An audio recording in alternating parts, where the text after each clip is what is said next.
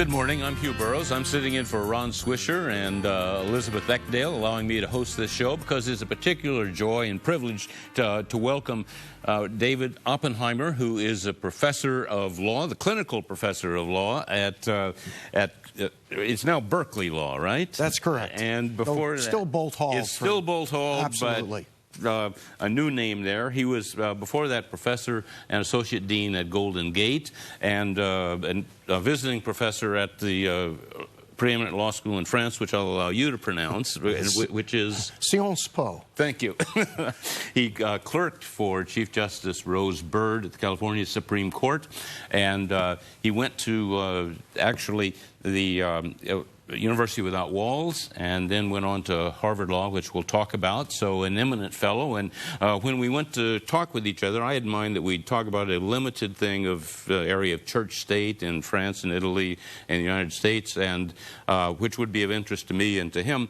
But he said, no, I would rather talk about something else. I'd rather talk about, if I may, affirmative action, and beginning with Martin Luther King and his view. And so, absolutely, we welcome you to Mosaic, sir. It's good to have you.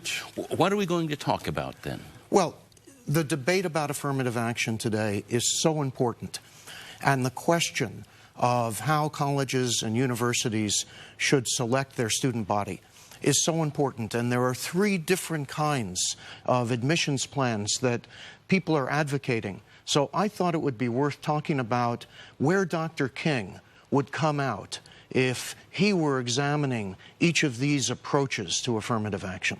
Okay, you mentioned three approaches to affirmative action, and Mike Bruce and our crack crew are going to bring those up on, and the first one is this. Race-based admissions, and this, of course, is the traditional form of affirmative action that was approved of under limited circumstances in the Bakke case way back in 1978, and again approved of in the Grutter case in 2003, and is up in front of the Supreme Court again in the Fisher v. Texas case. And it is the form of affirmative action which is most aimed at admitting minority students in order to ensure that there is a diversity among student bodies in terms of race, in terms of ethnicity, in terms of particular talents and points of view. But in this regard, that a university or a college can take account of race as one of the factors in admitting students to their school. Okay, so you're going to do that. And then the second thing we're going to talk about is... The second thing we're going to talk about is class-based affirmative action. That is, schools saying, we want to see a diversity in terms of class, in terms of income, in terms of economic background or socioeconomic status. And so reaching out or giving a boost to students who apply who come from poor families or lower middle class families. And that's a second form of affirmative action. And there are many people who say that this would be better than race-based affirmative action, either because it's less alienating and causes less social disagreement, or because it's important because of the importance of getting poor people into these, frankly, affluent institutions. Okay, and the third category is? The third category is an interesting compromise that was instigated in Texas and has spread to Florida and to some extent here in California, geography-based affirmative action, where you take the top students from every high school in the state and you say that they are eligible to attend the top universities in the state because they were the top students.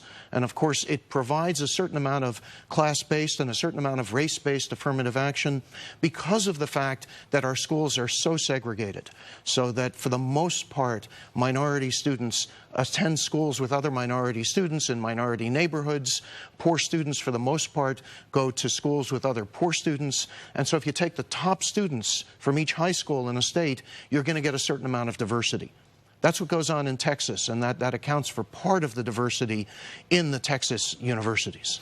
Those are the three, you've been briefed, three there, categories of affirmative action: race, class, and geographic. When we come back, we're going to go and walk through those again for you. Stay with us.